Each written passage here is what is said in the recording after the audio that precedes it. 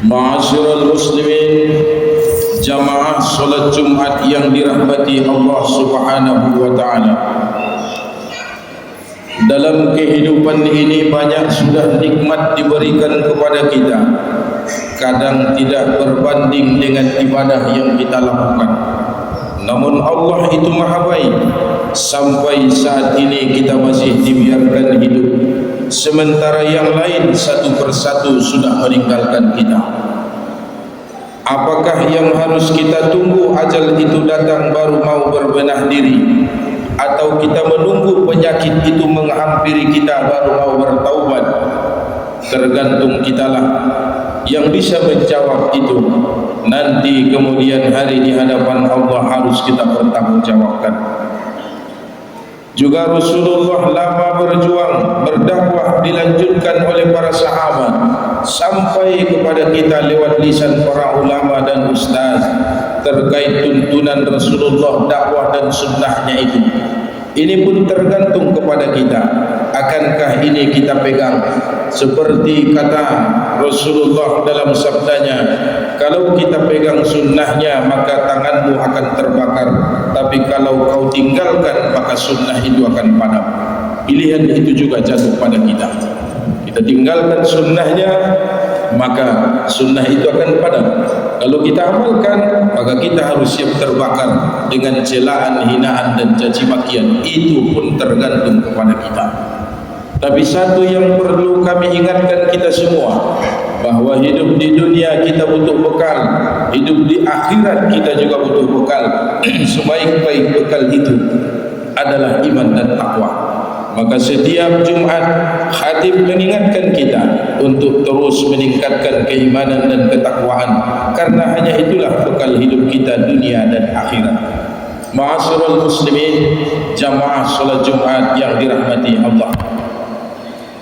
Bertepatan hari ini adalah tanggal 17 Zulhijjah, artinya 7 hari yang lalu kita sudah menyembelih hewan kurban, atau kita sudah melaksanakan salah satu syiar Allah yang disyariatkan dari zaman dahulu, jauh sebelum Nabi Muhammad itu dilahirkan. Kata kurban hanya sekali Allah sebutkan dalam Al-Quran. Ini pasti kita dapati dalam Al-Quran di surah Al-Ma'idah ayat yang ke-27. A'udzu billahi minasyaitonir rajim. Watlu 'alaihim naba'a bani Adam bil haqqi iz qarraba qurbanan fatuqbila min ahadihima wa lam yutaqabbal min al-akhar qala la'aqtulannak qala innama yataqabbalu Allahu minal muttaqin. Surah kelima Al-Ma'idah ayat yang ke-27. Dulu Allah Subhanahu wa ta'ala menciptakan Adam dan Hawa, serta setelah menimpati dunia Allah menjadikan putra Adam ini menikah dengan saudari kembarnya yang lain. Lahirnya Habil bersama dengan Lubada, lahirnya Qabil bersama dengan kembarannya Iklimah. Dalam syariat saat itu Habil harus menikah dengan Iklimah atau kembarannya si Qabil. Qabil harus menikah dengan Lubada atau kembarannya si Habil. Namun Qabil tak terima, maka sampailah persoalan itu kepada Adam. Allah mengajarinya agar masing-masing putranya ini memberikan pengorbanan. Dan Habil adalah seorang peternak, ia mempersembahkan hewan terbaik, yaitu domba saat itu. Namun Qabil adalah seorang petani, dia mempersembahkan hasil tanamannya yang busuk dan tidak laku, yang tidak mungkin bisa dimakan. Allah menerima kurbannya si Habil. Itulah domba tadi disimpan di dalam surga. Dan Qabil tidak terima, maka dia mau membunuh saudaranya, sementara Habil tidak membalas. Maka jadilah hukum jinayat atau hukum pidana ketika dua orang muslim bertemu dengan dua niat, masing-masing mau membunuh, al-qatil wal maqtul finnar, yang membunuh dan yang dibunuh sama-sama masuk neraka. Beda halnya peristiwa Habil dan Qabil. Yang mau membunuh cuma si Qabil, si Habil tidak mau membunuh. Maka si Qabil lah yang akan ditempatkan di neraka, si Habil pastinya dimasukkan ke dalam surga. Jadi dua hal yang berbeda. Kalau yang disebutkan oleh Rasulullah, dua-duanya sama-sama punya niat membunuh, namun terlanjur salah satu terbunuh, maka yang terbunuh itu pun masuk neraka, yang membunuh pun masuk neraka. Kalau si Habil, dia tidak punya niat membunuh, hanya si Qabil saudaranya yang mau membunuhnya. Inilah pengorbanan pertama dalam sejarah manusia yang Allah abadikan pada surah Al-Maidah ayat yang ke-27 dengan kalimat qarraba qurbana. Maka definisi kurban adalah cara mendekatkan diri kepada Allah dengan menyembelih hewan tertentu di hari tertentu. Maka syariat Islam menyebutkan penyembelihan hewan kurban dimulai dari tanggal 10 sampai tanggal 13 Zulhijjah. Dan hewan yang disembelih itu harus hewan tertentu. Kambing, domba, sapi, dan unta. Hanya 4 hewan inilah yang boleh disembelih di hari tertentu. Lalu setelah itu sampailah di zaman Nabi Ibrahim alaihissalam. Dia mendapatkan mimpi yang Allah abadikan ini di dalam surah As-Saffat dari ayat 100 sampai beberapa ayat berikutnya. A'udzubillahi minasyaitonir rajim. Rabbi habli minas salihin fabasharnahu bigulamin halim falamma balagha ma'ahu as-sa'ya qala ya bunayya inni ara fil manami anni asbahuka fanzur ma tara qala ya abati if'al ma tu'mar satajiduni insyaallah minas sabirin. Ibrahim sudah menikah dengan Sarah. Lama dia menunggu kelahiran anak namun tak kunjung lahir. Maka dia pun menikah kembali yang kedua dengan Hajar. Usia Ibrahim sampai 55 tahun. Barulah Allah mengaruniai Ibrahim anak yang diberi nama dengan Ismail dari istri keduanya yaitu Siti Hajar. 15 tahun kemudian barulah Sarah melahirkan, diberi nama dengan Ishak. Usia Ibrahim 85 tahun lahir Ismail, usia Ibrahim 100 tahun baru lahir Ishak. Tapi ketika Ibrahim sudah mendapati anak pertamanya Ismail, sedang asik-asiknya bermain, lantas mimpi itu pun datang dan dia bercerita kepada anaknya Ismail. Dan Ismail patuh. Kalau memang itu perintah Allah, maka silahkan ayah amalkan. Ayah akan mendapatiku orang yang sama. Ketika Ibrahim mau menyembelih anaknya Ismail, dikira-kira pisau ini sudah menggorok leher anaknya. Dengan menutup matanya, dengan memicingkan matanya, dia tak tega melihat anaknya disembelih. Begitu ia buka kedua matanya, ia melihat yang ia sembelih adalah domba. Dan ia mencari anaknya, tidak kurang sedikit pun, sudah berdiri sehat walafiat di sebelah kanannya. Lantas Ibrahim pun bertakbir, Allahu Akbar, Allahu Akbar. Kenapa Ibrahim bertakbir? Pertama, anaknya selamat. Yang kedua, anaknya ini digantikan dengan domba si Habil yang dulunya dipersembahkan di hadapan Allah, yang telah lama disimpan di dalam surga. Anaknya Ismail digantikan dengan domba putra Adam itu.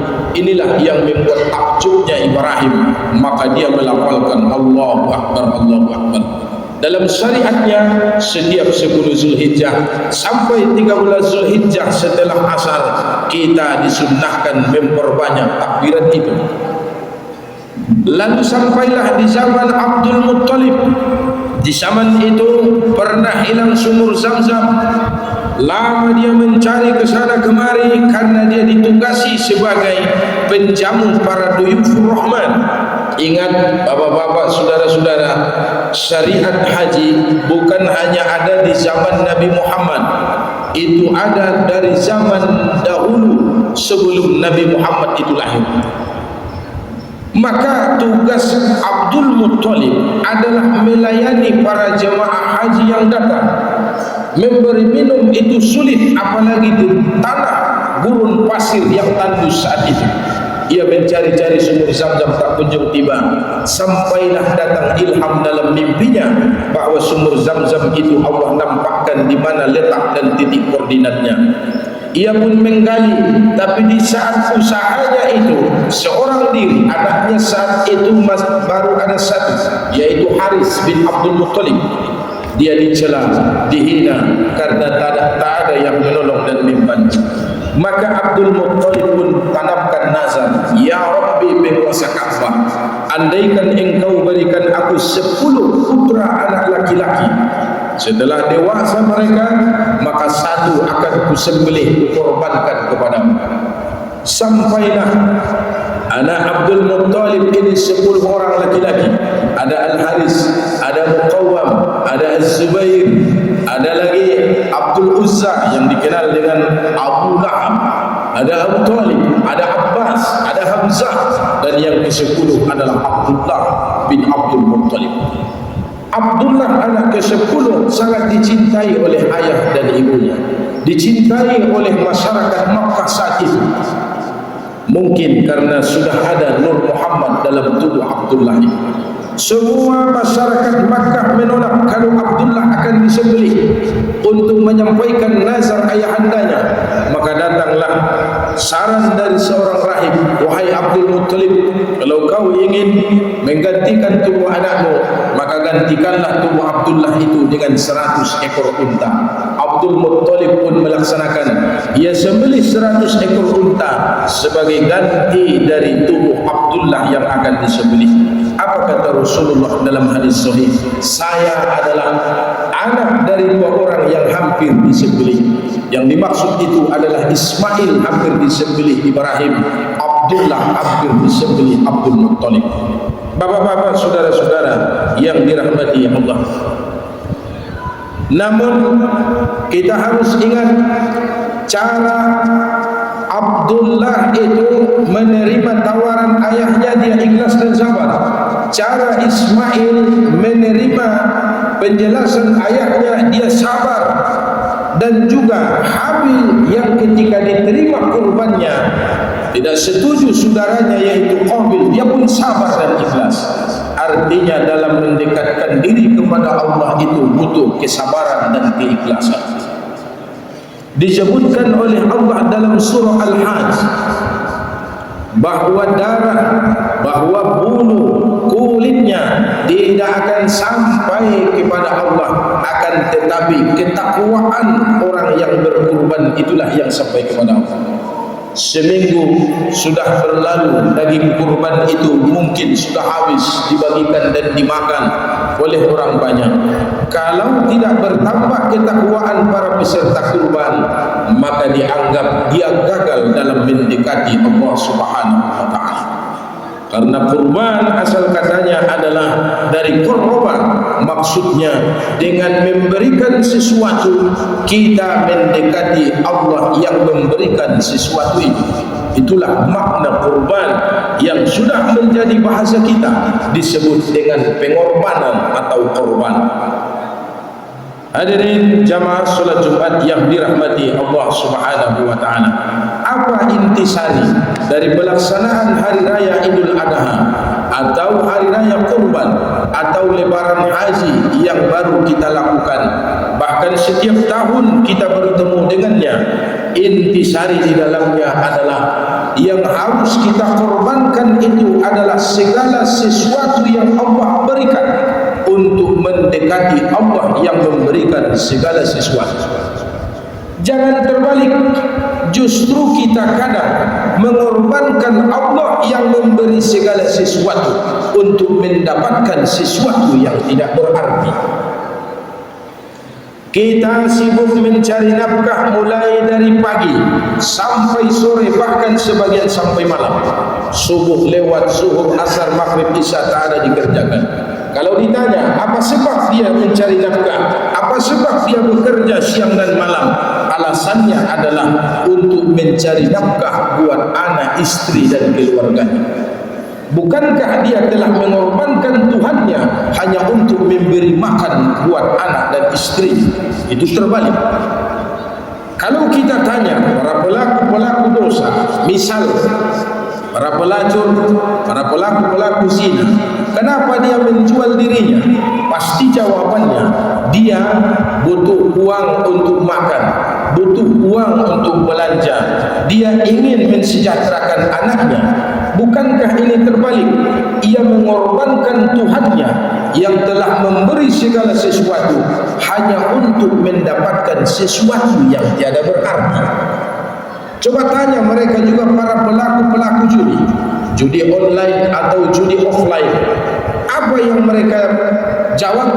Mungkin ada yang mengatakan begini, dia pasang nomor, dia ikut judi online, dia pasang togel dengan harapan bisa membayar uang kuliah, bisa memberi SPP sekolah anaknya, atau ingin membahagiakan anak-anaknya.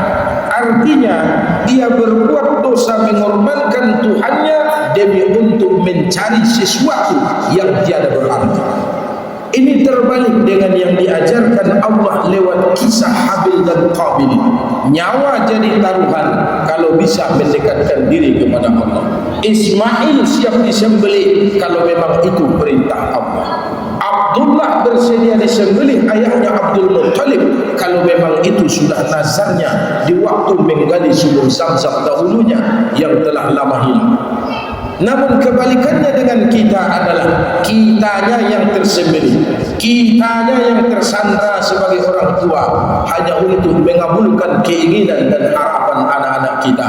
Maka renungkanlah bapak-bapak, saudara-saudara, layakkah itu kita menggantikan posisi Allah dengan posisi anak kita? Layakkah itu kita mengorbankan ibadah kita kepada Allah dengan kemuliaan istri, dengan kemuliaan keluarga, dengan kehormatan, bahkan kebahagiaan dunia keluarga terdekat kita? Agama kita korbankan, ibadah kita korbankan. Renungkanlah sebelum ajalmu datang, karena banyak yang lebih muda darimu sudah tiada, banyak yang lebih parah penyakitnya dibanding kita. Ini sudah berpulang ke rahmatullah. Kita diberi kesempatan umur sampai hari ini, mungkin Allah masih memberimu kesempatan memperbaiki kesalahan dan kelemahan-kelemahan di masa-masa yang silam. Demikianlah khutbah ini. Semoga firman Allah dalam surah Al-Maidah ayat 27 tentang Habil dan Qabil tadi, dan surah As-Saffat atau surah ke-37 ayat 100 sampai beberapa ayat berikutnya, juga dalam surah Al-Hajj tentang pelaksanaan hewan kurban menurut syariat Nabi Muhammad, semoga bisa menambah keimanan dan ketakwaan kita di hari raya atau di bulan Zulhijjah yang mulia ini. Ma'asyiral muslimin, jamaah salat Jumat rahimakumullah. Pada khutbah kedua ini, khatib ingin bacakan firman Allah pada surah ke-63 Al-Munafiqun ayat 9. A'udzubillahi minasyaitonir rajim. Ya ayyuhallazina amanu la tulhikum amwalukum wala auladukum an zikrillah wa may yaf'al zalika fa ulaika humul khasirun. Wahai orang-orang yang beriman, janganlah harta bendamu dan anak-anakmu melalaikan kamu dari mengingat Allah, dan barang siapa berbuat demikian maka mereka itulah orang-orang yang rugi. Bapak-bapak, saudara-saudara yang dirahmati Allah, kita datang ke masjid takwa ini untuk solat Jumat, meninggalkan ternak kita mungkin yang diintai-intai pencuri, meninggalkan kebun kita mungkin yang sudah ditunggu oleh hama-hama di sekitarnya. Kita meninggalkan usaha kita hanya untuk beribadah kepada Allah, maka itulah yang benar. Tapi banyak di antara saudara-saudara kita, berangkat orang ke masjid, dia pun berangkat ke kebun, dia takut karetnya dicuri orang, dia takut ayamnya dicuri orang, dia takut ternaknya diambil pencuri. ia takut tanam-tanamannya yang akan panen ini rusak karena monyet, karena babi atau karena hama. Dia mengorbankan Tuhannya karena usahanya. Allah membuat aturan pada surah Al-Munafiqun ayat 9, wahai orang beriman, janganlah harta benda dan anak-anakmu melalaikan kamu. Maka siapa yang berbuat demikian, yang mengorbankan solat Jumatnya, mengorbankan ibadahnya hanya dengan alasan-alasan duniawi, mereka itulah orang-orang yang rugi kata Allah. Di dunia dia akan rugi, setelah mati dia lebih rugi. Kenapa setelah mati dia lebih rugi? Anaknya akan pesta, menikmati kebun yang kita tinggalkan, sawah yang kita tinggalkan, menjadi warisan buat mereka. Seumur hidup kita sibuk mencari dunia, lupa beribadah dengan harapan anak kita mendoakan. Namun kenyataannya adalah setelah kita mati, anak kita lupa mendoakan. Bahkan mereka tidak cakapan, sebagian berantem gara-gara harta yang kita cari selama ini. Rugi dunia, rugi akhirat. Na'udzubillah, summa na'udzubillah. Semoga di bulan terakhir di tahun Hijriah, yakni bulan Zulhijjah ini, karena bulan depan kita akan memasuki tahun baru yang disebut dengan bulan Muharram, maka tutuplah bulan ini dengan menutup lembaran-lembaran hitam. Maka mari kita mulai dengan lembaran baru, dengan semangat ibadah, dengan semangat yang betul-betul mendekatkan diri kepada Allah. Itulah bukti kurban atau hari raya Idul Kurban ini telah berhasil kita pahami, mendekatkan diri kepada Allah dengan cara-cara yang terbaik. Allah Ta'ala